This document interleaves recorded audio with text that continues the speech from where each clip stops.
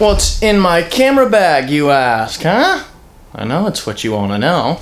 Well, my friends, you have come to the right place. Because that's exactly what we're talking about today, right after this. We on top, really, we on top. I'm on top, really, I'm on top. I never stop.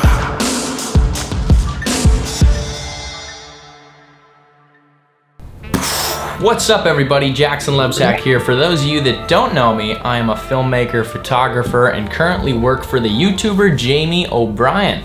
Anyway, I wanted to talk camera bags today, like I promised last week, because it's a question that I get asked all the time, and one that I'm really excited to share. What's in my camera bag? What maybe you should have in your camera bag? I don't know. I'm gonna give you some insight, maybe give you some ideas on what you should do, but most of all, just walk you through what my setup is. So first things first.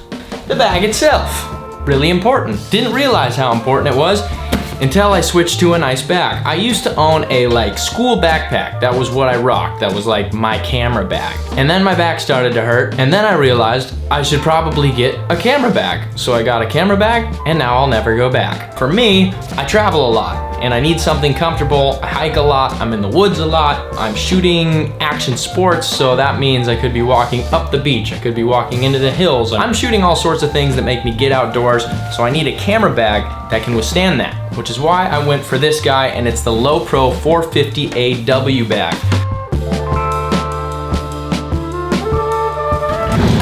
However, it's also not my only bag. I have two setups. I'll show you what I mean. So yes, not only do I have the Lowepro 450, but I also rock this bag as a secondary setup. Let me show you.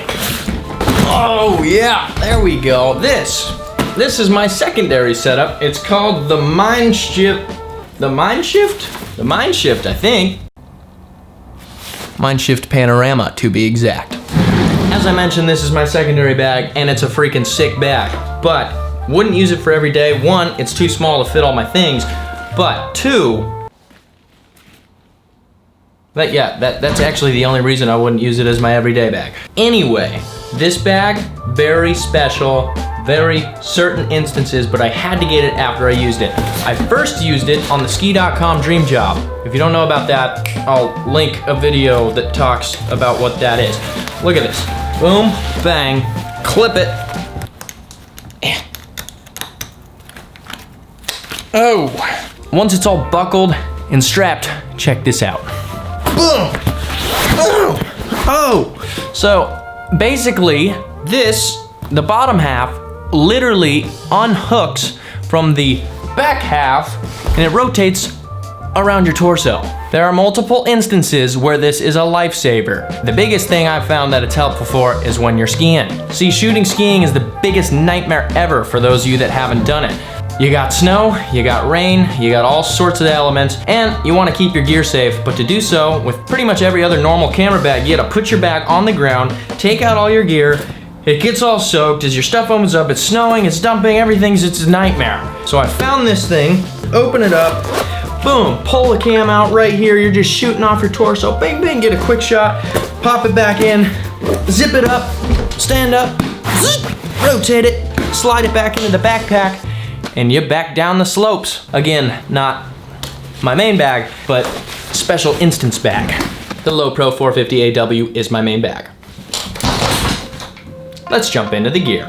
Let's start with what everybody is most interested in, the camera. I rock a Panasonic GH5. That's my go-to cam. Yep, it's right here, it's right there, it's the one shooting this video right now. What do I look for in a camera, you may ask? Well, I personally want something that can shoot 1080 120 FPS and 4K 60. And when I say 120 or 60, I'm talking 60 or 120 frames a second. Justy Graham. I would like you all to meet Justin Graham. Come here. Oh, well, hello. How's it going? Not only is he a total loser, he also is my co-worker for Jamie. Are we gonna go? Yeah, I need you to help me. Is that cool? Can I borrow you for a second? Is that cool? He's gotta steal me. I've gotta go. Please? I'll be back. GH5, we'll talk about it soon. Just one sec. Sorry for the brief interruption. Justin needed my help shooting for his YouTube videos. Sorry. He's also started a YouTube channel. And I'll link it in the description, but basically he scuba dives at does underwater vlogging. It's really, really cool. All right, I'll see you back in the studio. Again, sorry about that. We're back. Anyway, yes, 60 frames a second versus 120 frames a second. I shoot 120 FPS, 1080p, a lot on the GH5. That's that beautiful, crispy 20% slow motion. And I shoot 60 FPS, 4K when I don't need as dramatic slow-mo or I want audio with it. But you can slow 60 FPS down to 40% and 120 FPS down to 20%. Okay, on to the next. I think I'm stating the obvious a little bit with this one, but batteries. You need batteries for your camera, not only for it to work, but so that when you're in the middle of the shoot, the middle of the field, the middle of whatever you may be doing, you don't run out of batteries and look like an idiot. We've all been there, my friends. Don't get too down on yourself. That was a Rocket Air. The Rocket Air is a fantastic little gadget that I try to keep in my camera bag at least 90% of the time because like I said, film for a professional surfer. I'm filming on the beach a lot, and generally beaches have sand, or anywhere I go is usually pretty... Hello, Mom. Hi, what are you doing? I'm making a YouTube. Okay, hopefully that is all the interruptions for one day. But yes, the Rocket Air, highly recommend it. Let's talk lenses. This is the is it the Lumix or the It's either the Lumix or the Panasonic 12-35. They're the same company, I know, but I forget what the proper name is. I think it's the Panasonic 12-35 f2.8 Pro. I'm gonna double check what the name is. This right here is the Panasonic Lumix G Series 12-35 f2.8 lens, and my God, is it a beautiful thing. This lens is pretty much my go-to lens for, I'd say I split it 40-40, with the other 10% of that being a telephoto, which I'll get to in a sec. But this lens and my wide angle, which we'll cover next, are the two lenses that I keep on that camera 90% of the time. Reason being is they're both just super crispy and cover the ranges that I need. The 12-35 is what I use generally when I'm filming in a situation where I might need a little bit more range, but also want a little bit of width. It's kind of that middle ground lens. By the way, for those that aren't familiar, GH5 is a micro 4/3 camera, so their lens markings are a little different. They're actually twice as small. So put that in relation, if you're used to filming on full frame, this would be equal to a 24-70. 12 times 2 is 24, 35 times 2, 70. The f2.8 aperture of the lens is solid all the way through. That means it's f2.8 at 12 and f2.8 at 35. The beauty of that is that you get a better bokeh and overall better quality in a lens generally when it has a solid aperture. A lot of lenses you'll see are gonna change their aperture with the zoom, and the problem with that is that one, low light situations, and two, you're losing a lot of that beautiful depth of field that you could get when you're at, the full zoom. And if you're not at your lowest possible f-stop, you're not gonna be getting the best possible bokeh. That's a weird one that I have a feeling no one knows how to say that right. We're calling it bokeh. My next favorite lens, the Olympus Zuiko, or Zuiko, I don't really know how you say it, 7-14mm f2.8 Pro lens.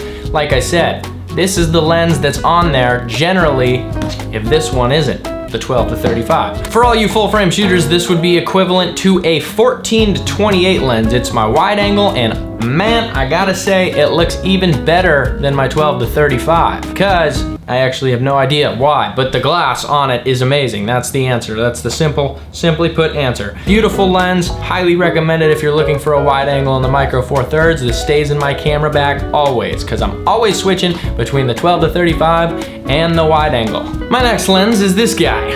Big boy. The Panasonic 100-300mm the Panasonic 100-300 f4 256 Mark II with power optical image stabilization. No, this is not a 2.8 lens. Why? Well, to answer your question, before I got to Jamie, I didn't shoot much with a telephoto, so I kind of skimped, but I heard this thing was really good. I picked it up and I can vouch for it. It's a great lens if you're budgeting for a telephoto and you're on a micro 4/3, specifically Panasonic series. Really like it, really solid. I mainly fly the drone for Jamie, so shooting on a telephoto isn't something I do too often, but when I need to, this guy does the job. Next up, I like this thing. I don't use it enough, but I like this thing. Boom, bang, and voila. This is a neutral density filter. The purpose of a neutral density filter is to allow you to film with the proper shutter speed, and the proper shutter speed is double whatever your frame rate is. If you're filming 120 FPS, for example, you would want to film at a shutter speed of 240. 120 times 2, 240. Neutral density filters allow you to do that. It's like a sunglasses shade so that you can dial in that shutter speed, whatever the lighting conditions may be.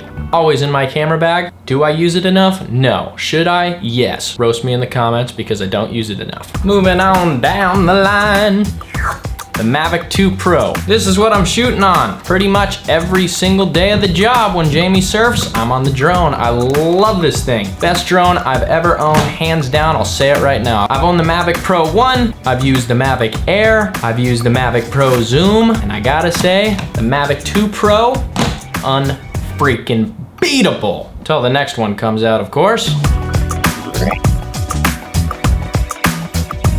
Attached to the drone, more ND filters. These are the Polar Pro ND filters, and yep, same purpose as the other NDs. They have your shutter speed, filming at the right shutter speed so that you can get a better, cleaner image. When you're filming at a proper shutter speed without a crank, trust me, the quality goes down, everything goes down, your happiness goes down, your morale goes down. Just get NDs. Once again, I am not sponsored by anybody, but just giving you feedback on things that I use and like. By the way, links to everything in the description. And if you purchase from there, I became an Amazon affiliate, so you support me if you buy from my link. Costs you nothing, but I get a small commission. With the Mavic 2 Pro, obviously, you're gonna have the controller. You buy a drone, it comes with a controller. If it didn't, that would be the worst thing of all time, but it does, so nothing to complain about. Quick little hack about the controller, if you have an iPad mini, it does indeed squeeze in there. I used to own one, iPad mini broke, I no longer own one.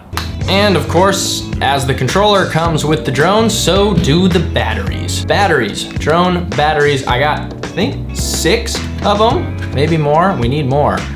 You can't get enough batteries until they start to overweigh everything else in your camera bag. And that is a problem that actually is very real. Almost the heaviest thing in my camera bag is carrying around 6 of these. But it's worth it because then I can fly for hours on end. Let's talk about the good old-fashioned GoPro. I'm rocking the GoPro Hero 8, all thanks to Jamie. He gifted this to us. The GoPro 8, by far the best GoPro I've ever used. The 7 had freezing problems and things I really didn't like about it, but basically I carry around a pouch everywhere I go with a GoPro and a couple spare batteries in it, because for the vlogs, I'm always filming time lapses and always filming all sorts of things, and the GoPro is just one of those things you never know when you're gonna need. You can stick it inside a coffee machine like my last video, you can put it in the wheel well of a car, you can get so creative with a camera that's the size of your freaking, it's really small. It's probably like 5 inches. You can get really creative with a camera that's 5 inches and it's waterproof. You know about GoPros, I'm sure of it. Anyway, highly recommend, something to always keep in the camera bag. You never know when you're gonna need it, but when you do, they're a lifesaver. Next essential, SD cards. Spare ones, of course. Point is, you never know when you're gonna need a spare SD card, and it's always important to have more. I learned that one the hard way, just probably like everybody else. Sometimes you forget them at home, but if you have spares in your camera bag at all times, you're never gonna forget them at home. Portable charger. I highly recommend a portable charger.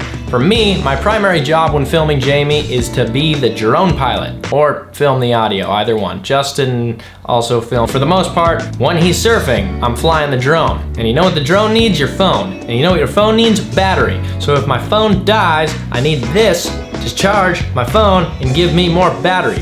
Beyond that, it just is really useful to have in my camera bag, so I keep it there 24/7. Alrighty. Last but not least, the Rode VideoMic Pro. Wait, this isn't the Rode VideoMic Pro. I meant to say, last but not least, audio. This is the SGC 598, a direct competitor to the Rode VideoMic Pro, yet it costs $25, and the Rode VideoMic Pro, I think, is like $200 or $150 maybe. Point is, I have the Rode VideoMic Pro recording this audio and this here because I wanted to tell you that both are great, and whatever mic I am using, I'm always carrying a dead cat, because when you're in the wind, you don't want it to sound, you know. Wow, okay, shockingly ripped through that video. Basically, that was it. That was everything in my camera bag that I keep there 100% of the time. Now, obviously, my camera bag changes if I'm doing specific shoots, if I'm going on travels. You gotta bring chargers, of course, and all sorts of different things. But on a daily basis, this is what my bag looks like currently. The drones I use, the cameras, the lenses, we covered it all. You saw it. If you got some clarity, some guidance, some value, drop a like below, subscribe to the channel if you're not already, because we have all sorts of good stuff coming. I cover filmmaking tutorials, I cover vlogs that I want to do, I cover what it's like filming for the professional surfer and YouTuber behind the scenes. All of this is yet to come, and we're just getting going. So I hope you have a great weekend, and yeah, I'll see you next Friday. Bada bing, bada boom. Yeah, I make decisions to glow. Ridiculous flow, potential to glow. You know, I just do that. Consolidate my regions, line it up, put them together. Anyone that ever let me down, forget them forever. My memory's bad. Remember me, thong? My memory's gone. My memory, it limits me home. No tree huggers, cause all the lumber's gone.